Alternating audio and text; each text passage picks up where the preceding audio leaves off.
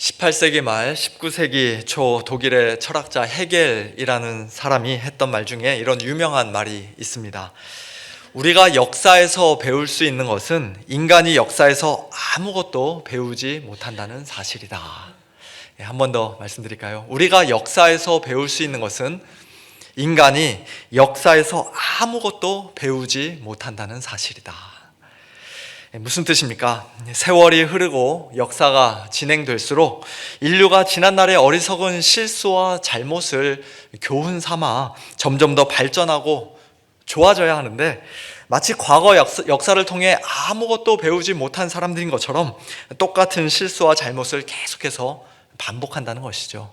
예를 들면 1910년대에 세계 제1차 대전이 일어났을 때 온 인류는 엄청난 충격을 받았고 전쟁의 비극과 참상의 몸서리를 쳤지만, 그러나 불과 20년 후에 그보다 훨씬 더 규모가 크고 훨씬 더 끔찍한 제2차 세계대전이 일어났던 것을 우리는 이미 잘 알고 있습니다.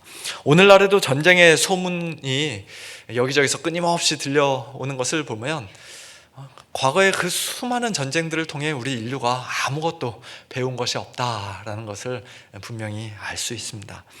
그것은 우리의 일상생활에서도 마찬가지인 것 같아요. 초등학교 시절 여름방학 내내 재밌게 놀다가 개학하기 2, 3일 전부터 이제 발등에 불이 떨어져서 그동안 밀린 그림 일기 쓰고, 지난 화요일에는 날씨가 어땠는가 추측해가며 쓰고 그림 그리고 탐구 생활이라 그러나요? 저 어릴 때 그런 거 있었는데 탐구 생활하고 곤충 채집하고, 그렇게 몇 날 며칠을 2, 3일 동안 꼬박 밤을 새면서 다른 식구들까지도 고생시키는 그런 아이가 그 다음 해에는 정신 차리고 숙제를 미리미리 잘 할까요? 아마도 그 다음 해에도 여름방학에 똑같이 2, 3일 남겨놓고 했을 테고, 또 중학생, 고등학생이 돼서도 그렇게 살았을 테고, 심지어는 어른이 되어서 다 큰 어른이 되어서도 자기가 해야 할 일을 미리미리 빨리빨리 끝내지 못하고 끝까지 붙들고 있다가 결국 마지막에 밤을 꼴딱 세우는 뜬 눈으로 지새는 그런 아주 피곤한 인생을 살게 될 확률이 매우 크죠. 제가 오늘 좀 피곤해 보입니까?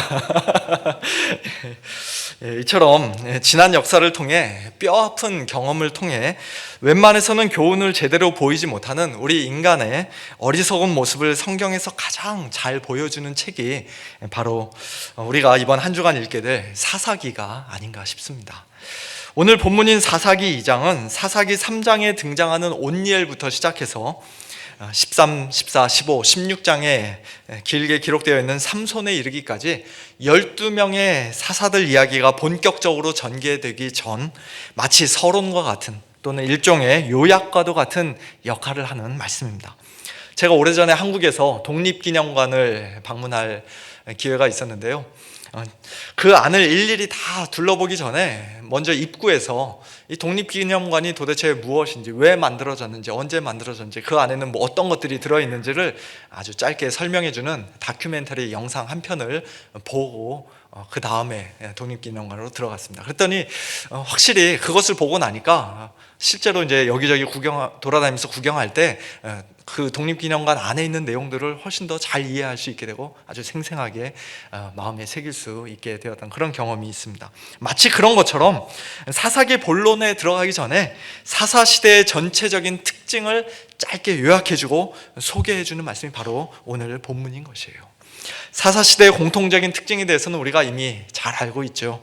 이스라엘 백성들이 범죄하면 하나님께서 진노하시고, 하나님의 진노와 징계를 받은 이스라엘 백성이 하나님께 부르짖으면 하나님께서 사사들을 보내어 그들을 구원해 주십니다. 그러나 그 사사들을 통한 구원과 평화의 시기는 아주 일시적인 것이고, 백성들은 또다시 하나님께 범죄하고, 그러면 또 매를 맞고, 그러면 또 울고, 그러면 또 하나님께서 사사들을 통해 구원해 주시고, 그와 같은 사이클이 사사기 전체에 걸쳐 여러 번 계속 반복되는 것을 우리가 보게 됩니다. 그런데 그 사이클은 그저 똑같이 계속 비슷하게 반복되는 것이 아니라 한 바퀴 돌 때마다 상황이 점점 더 나빠지는, 백성들이 점점 더 크게 타락하고 심지어는 사사들의 수준도 점점 떨어지는 그와 같은 내리막길 사이클입니다. 첫 사사인 온니엘은 거의 완벽한 사사로 묘사가 되지만 마지막 부분에 길게 묘사되어 있는 삼손은 사사라고 부르기도 참 너무 부끄러운 아주 형편없는 인생을 살았던 것을 우리가 보게 되죠. 이스라엘 백성들도 하나님께 징계를 받을 때 처음에는 부르짖고 회개하지만 나중에는 회개는커녕 하나님께 부르짖지도 않습니다. 점점 더 내리막길로 치닫는 것이에요. 그와 같은 안타까운 모습, 내리막길 사이클을 오늘 본문 말씀을 통해 잠시 살펴보면서 이 시간 우리 성도님들과 함께 말씀의 은혜를 나누고자 합니다. 먼저 이 내리막길 사이클의 첫 주기는 이스라엘 자손이 여호와의 목전에 악을 행하였다라는 11절 말씀에서 시작합니다. 여호와의 목전에, 즉 여호와의 눈에 악을 행하였다는 것입니다. 사사시대의 가장 큰 특징을 말하라고 한다면 사사기에서 2번 반복되는 말씀, 그때 이스라엘의 왕이 없으므로 사람이 각기 자기의 소견에 옳은 대로 행하였다는 이 말씀인데요, 여기서 자기의 소견에 라는 말은 직역하면 자기 눈에, 그들 눈에 라는 뜻입니다. 즉 그들 눈에 옳은 것처럼 보였던 일이 실제로 여호와의 목전에는, 하나님의 눈에는 악한 일이었다는 것이에요. 선과 악에 대한 하나님의 기준과 이스라엘 백성들의 기준이 서로 완전히 다른 것을 보게 되죠. 누구의 기준이, 누구의 눈이 옳은 것입니까? 당연히 하나님의 기준, 하나님의 눈입니다. 그러나 이스라엘 백성은 하나님의 그 눈을 전혀 의식하지 않은 채 그저 자기들 눈에 옳게 보이는 일들을 행함으로써 하나님의 목전에 악을 행했던 것입니다. 구체적으로 어떤 악을 행했습니까? 바로 이어 길게 말씀합니다. 바알들을 섬기며 애굽 땅에서 그들을 인도하여 내신 그들의 조상들의 하나님 여호와를 버리고 다른 신들, 곧 그들의 주위에 있는 백성의 신들을 따라 그들에게 절하여 여호와를 버리고 바알과 아스타롯을 섬겼다고 말씀합니다. 17절과 19절에도 비슷한 표현이 나오는데요, 다른 신들을 따라가 음행하며 그들에게 절하고 다른 신들을 따라 섬기며 그들에게 절하고, 한마디로 우상 숭배의 죄입니다. 우상 숭배는 사실 사사시대뿐만 아니라 그 이후 왕정시대에도, 분열왕국 시대에도, 심지어는 바벨론 포로기 이후에도 그들이 끝끝내 포기하지 못하고 끈질기게 범한 죄였는데요, 그들은 왜 그렇게 열심히 우상 숭배를 했던 것일까요? 고고학자들이 발견한 바알이나 아세다롯 그 우상들 모습 보면요, 뭐 아주 거창한 것도 아니고 요만한 아이들 장난감 같은 아주 초라한 그런 우상입니다. 그런 것들을 뭐 그렇게 열심히 섬겼던 것일까요? 그만큼 매력이 있었기 때문이죠. 우상에게는 매력이 있었습니다. 이스라엘 백성들에게 내가 거룩하니 너희도 거룩하라고 말씀하시는 하나님, 지극히 거룩하신 여호와 하나님과는 달리 가나안 땅의 우상들은 사람들이 평소에 어떻게 살든 아무 상관없이 그저 자기들 귀찮게 하지 않고 제사만 꼬박꼬박 잘 드리면, 오히려 사람들이 신전에서 여사제들과 실제로 행음함으로써 바알과 아스다롯을 기쁘게 하고 흥분시키면 하늘에서 비도 내려주고 추수 때 풍년도 주고 자녀도 많이 낳게 해주고 부자 되게 해줄 것이라고 약속하는 그런 신들이었습니다. 이스라엘 백성들은 가나안 땅에서 하나님의 백성으로서의 정체성을 가지고 거룩한 삶을 살기보다는 그들 주위에 있는 가나안 사람들과 똑같은 모습으로 살기를 원했던 것이에요. 내가 마음대로 조종할 수 있는 신, 내 말 잘 들어주는 신, 들고 다닐 수도 있는 신, 제사 한 번만 드리면 일주일 내내, 아니 1년 내내라도 내가 무엇을 하든 어떻게 살든 절대로 간섭하지 않고 전혀 신경 쓰지 않는 그런 편안하고 만만한 신을 그들은 원했던 것입니다. 그런 우상 숭배를 하기 위해 이스라엘 백성들은 여호와 하나님을 굳이 버릴 필요가 없었습니다. 바알은 마음이 아주 넓은 신이었습니다. 오직 자기만 섬겨야 된다고 그렇게 말하지 않았습니다. 여호와 섬기는 거 오케이, 그러나 나도 같이 섬기면 돼, 그렇게 말하는 신이었어요.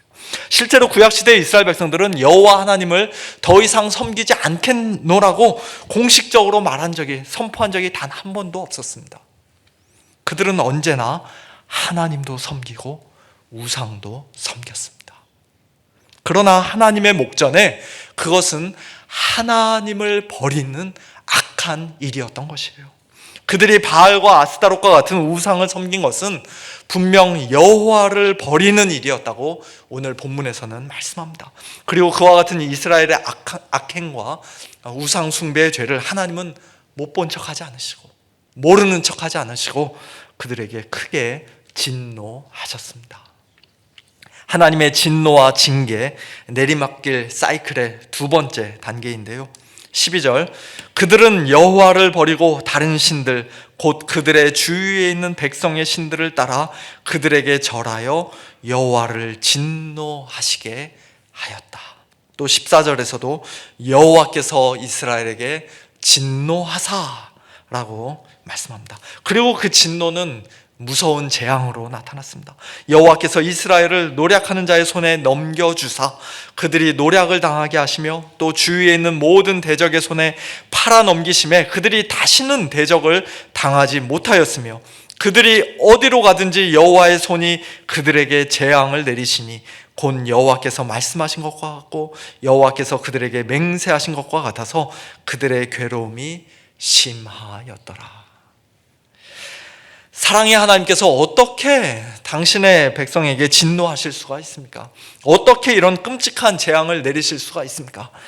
그런 질문을 할 수 있습니다만, 그러나 하나님께서 범죄한 이스라엘에게 진노하신 것은 사랑이 없어서가 아니라 오히려 그들을 사랑하셨기 때문이죠.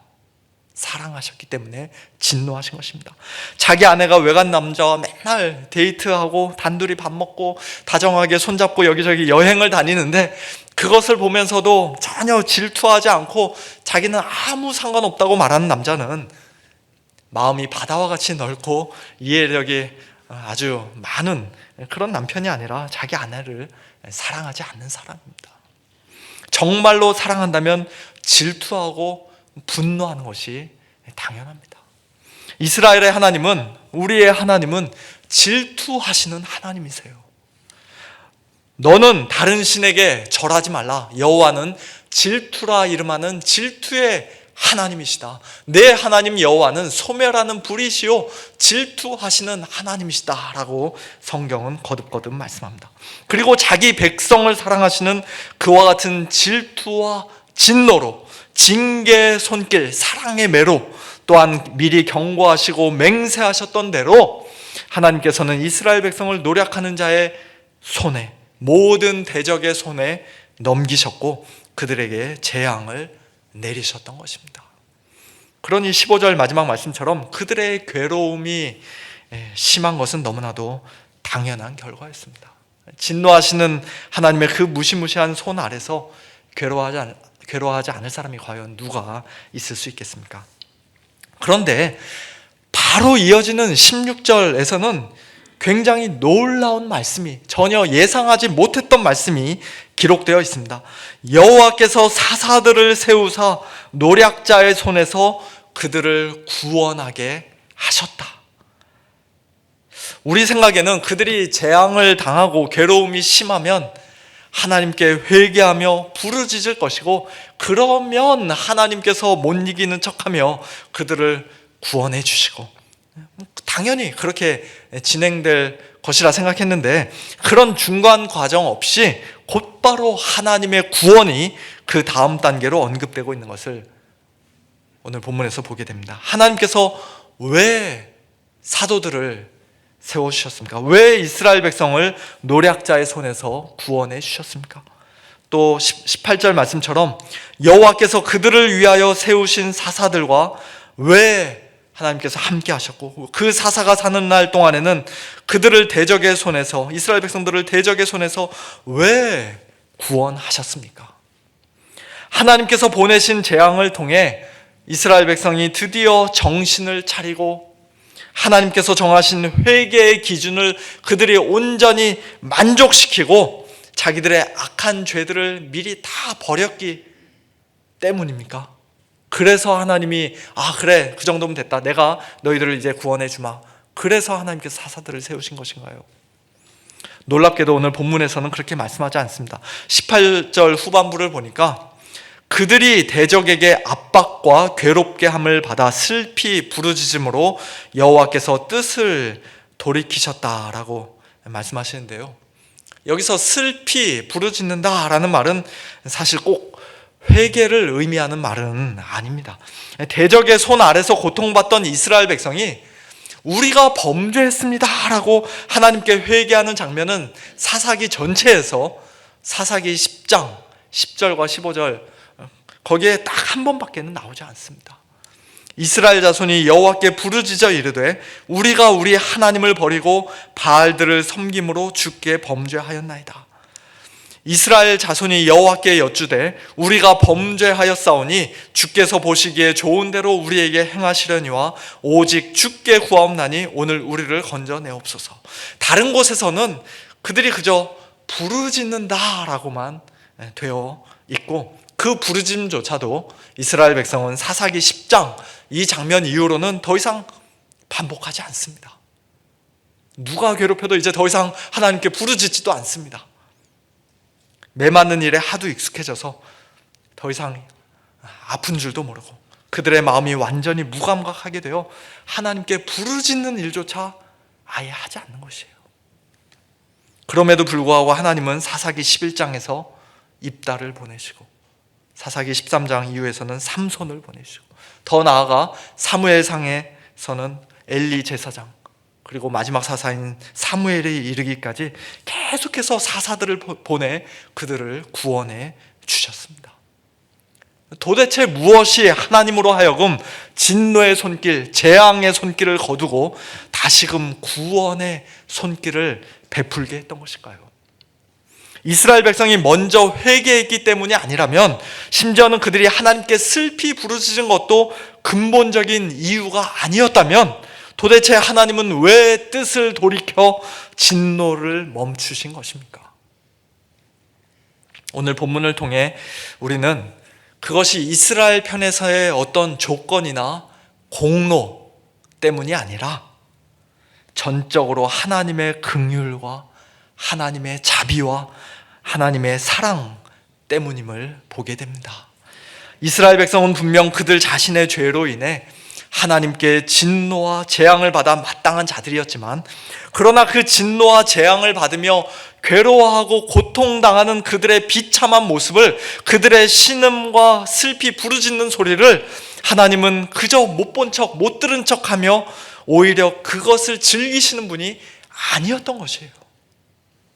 죄악으로 인해, 징계로 인해 고통받는 당신의 백성들을 하나님께서 먼저 불쌍히 여기시고 그저 긍휼히 여기셔서 때로는 그들이 구하지도 않았는데, 부르짖지도 않았는데, 회개하지도 않았는데 그들을 위해 사사를 세우시고 구원자를 보내주셨던 것입니다.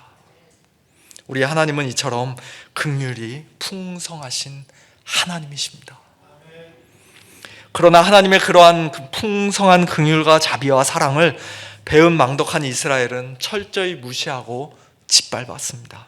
선을 더 큰 악으로 갚았습니다.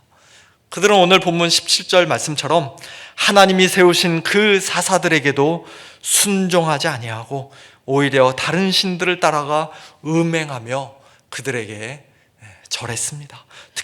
여호와의 명령을 순종하던 그들의 조상들, 특별히 여호수아 세대가 행하던 그 길에서 속히 치우쳐 떠나서 그와 같이 행하지 아니하였습니다. 속히 치우쳐 떠났다라는 말이 참 가슴 아프게 다가옵니다.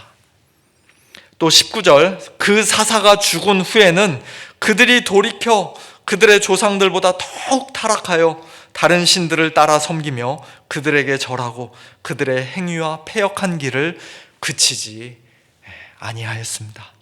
하나님께로 돌이켜 회개해야 마땅한 그들이 오히려 이전보다 더욱 타락하여 끊임없이 우상 숭배를 하는 그런 패역한 길로 돌이켰던 것입니다. 그러니 하나님께서는 20절 말씀처럼 그들에게 또 진노하시는 것이에요. 내리막길 사이클이 한 바퀴 또다시 시작하는 것입니다. 진노하시면 또 고통당하고 부르짖고 하나님 또 구원해 주시고, 이와 같은 큰 그림을 가지고 이번 한 주간 사사기 말씀을 읽는다면 우리는 우리의 죄가, 특별히 우상 숭배의 죄가 하나님 앞에서 얼마나 심각한 것인지, 그 죄에 대한 하나님의 진노가 얼마나 무섭고 맹렬한 것인지, 그러나 그 진노와 징계 가운데서도 당신의 백성을 향한 하나님의 긍휼과 자비와 구원의 은혜가 얼마나 크고 놀라운 것인지, 그리고 하나님의 그 긍휼과 은혜를 저버리고 짓밟는 죄, 하나님께로 돌이키지 않고 더욱 타락하여 끊임없이 우상 숭배하는 죄는 얼마나 더 악하고 패역한 것인지를 똑똑히 보게 될 것입니다. 사사기는 이와 같은 절망적인 상태로 끝을 맺습니다. 부록과도 같은 사사기 17장부터 21장까지의 말씀을 보면 정말 그 어떤 막장 드라마보다도 심한 이스라엘의 영적 타락과 종교적, 사회적, 윤리적 타락을 우리가 보게 됩니다. 심지어는 거기 모세의 손자 이름도 나와 있습니다. 손자도 그렇게 타락합니다. 그때 이스라엘의 왕이 없으므로 사람이 각기 자기의 소견에 옳은 대로 행하였더라는 사사기의 마지막 구절은 사사시대가 얼마나 영적으로 혼란하고 혼탁하고 캄캄한 암흑 시대였는지, 얼마나 절망적인 시대였는지를 한마디로 잘 요약하고 있습니다. 그렇다면 훗날 이스라엘의 왕이 세워지게 되면 이런 내리막길 사이클이 드디어 멈출 수 있을까요? 그런 기대를 가지고 사사기, 룻기 뒤에 있는 사무엘상하 말씀을 읽어도, 또 열왕기상하, 역대상하 말씀을 읽어도 우리 인간의 죄와 내리막길 사이클의 이 문제는 궁극적으로 해결되지 않는다는 사실을 우리는 발견하게 됩니다. 이스라엘의 첫 번째 왕이었던 사울은 뭐 말할 것도 없고, 하나님 마음에 합한 자라는 다윗 왕조차도, 그리고 그 뒤를 잇는 모든 왕들도 결국 하나님께 진노를 받을 수밖에 없는 우리 인간의 이 끈질긴 죄의 문제, 우상 숭배의 문제, 하나님께 대한 불순종과 반역의 문제를 근원적으로 해결할 수 없었고, 이 내리막길 사이클의 고리를 완전히 끊어버리지 못했습니다. 하지만 바로 그 일을 위해서 예수님께서 이 땅에 오신 것이죠. 하나님께서는 이 내리막길 사이클의 고리를 단번에 끊어버리고자 우리의 진정한 왕이요 마지막 사사이며 영원한 구원자이신 예수님을 이 땅에 보내주신 것입니다. 우리가 먼저 하나님 앞에 엎드려 회개하면서 우리의 죄를 완전히 버리지도 않았는데, 우리가 아직 죄인 되었을 때, 하나님과 원수 되었을 때 하나님께서 먼저 독생자 예수 그리스도를 화목제물로 우리에게 보내주시고, 그리스도의 죽으심을 통해 우리에 대한 하나님의 사랑을 분명히 확증해 주셨습니다. 우리는 원래 허물과 죄로 죽었던 자들이요, 본질상 진노의 자녀, 하나님의 진노의 대상이었지만 긍휼이 풍성하신 하나님이 우리를 사랑하신 그 큰 사랑을 인하여 허물로 죽은 우리를 그리스도와 함께 살리셨고 은혜로 우리를 구원해 주셨습니다. 구원받은 후 또다시 패역한 길로 돌아서거나 더욱 타락하여 내리막길로 치닫지 못하도록 하나님께서는 우리를 부활하신 그리스도와 함께 일으키셨고, 그리스도 예수 안에서 함께 저 하늘에까지 앉혀주셨습니다. 하나님께서는 그리스도 예수 안에서 우리를 새로운 피조물로 빚어주셨고, 하나님께 즐겨 순종할 수 있는 부드러운 마음, 새 마음과 새 영을 우리에게 주셨으며 하나님의 율법을 우리 마음판에 새겨주시고 우리 속에 하나님의 영, 성령님을 보내주셔서 이제는 각기 자기 소견에 옳은 대로 행하는 자들이 아니라 그리스도 예수 안에서 선한 일, 하나님 목전에 선한 일을 행하며 사는 그와 같은 가장 복된 성도들이 되게 해주셨습니다. 이것이 바로 예수님을 믿는, 복음을 믿는 우리 성도들이 하나님께 받은 놀라운 은혜입니다. 이 중 어느 하나도 우리가 먼저 해야 하는 일, 스스로 할 수 있는 일은 없습니다. 모두가 다 하나님께서 친히 우리를 위해 행하신 일들이에요.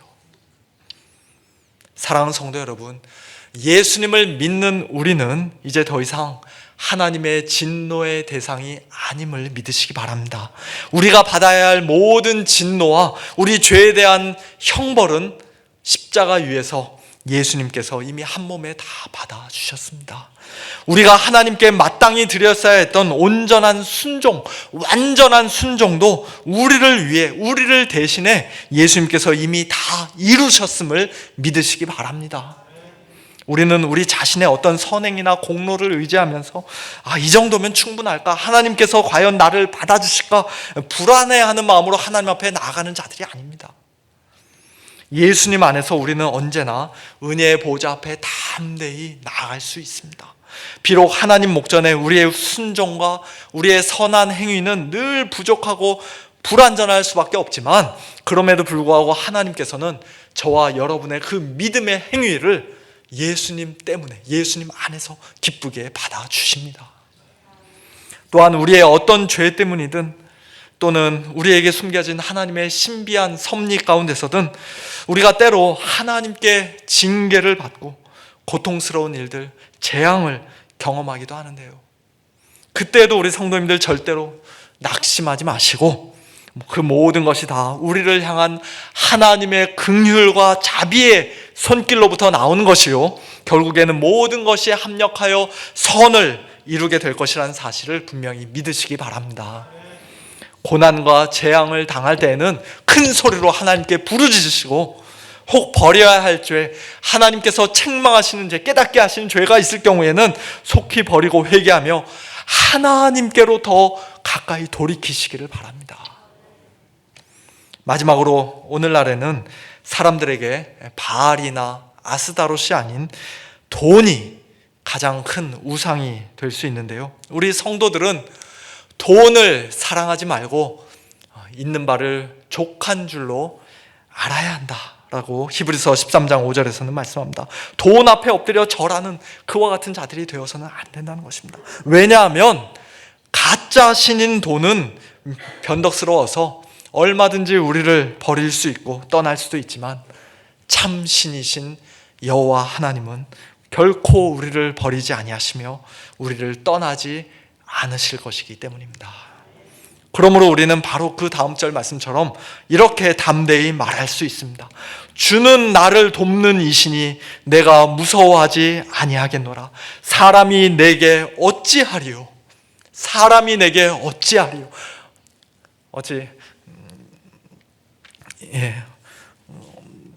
어디 사람뿐이겠습니까? 돈이 내게 어찌하리요? 코로나를 비롯해서 온갖 질병이 내게 어찌하리요? 심지어는 죽음조차도 내게 어찌하리요? 사탄 마귀가 내게 어찌하리요? 그렇게 담대히 외칠 수 있는 자들이 바로 저와 여러분인 줄로 믿습니다.